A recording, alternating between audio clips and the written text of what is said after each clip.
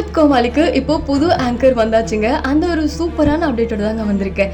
S, நம்ம எல்லாருக்கும் தெரியும் சமீப காலமாக குக் வித் கோமாளி எவ்வளோ ஸ்ட்ரெஸ்ஸாக போயிட்டுருக்கு அப்படின்னு. ஏன்னா மணிமேகலை பிரியங்கா சண்டை அப்படிங்கிறதெல்லாம் தெரியும். ஆனால் இந்த நேரத்தில் இப்போ கோமாளியாக இருந்த புகழ் இருக்காரு இல்லையா, அவர் வந்து இப்போ ஆங்கராக பண்ணிட்டு இருக்காரு. ஏன்னா குக் வித் கோமாளில் இருந்து ப்ரோமோ போட்டிருக்காங்க. அந்த ப்ரோமோவில் ரக்ஷன் கூட சேர்ந்து நம்ம புகழ் ஆங்கர் பண்ணிட்டு இருக்காரு. ரொம்பவே வித்தியாசமாக இருக்குது, நல்லாவும் இருக்குது. இதில் ரொம்ப ஹைலைட்டான விஷயம் என்னன்னா, நம்ம புகழும் ராமரும் பேசிக்கிறது தான்.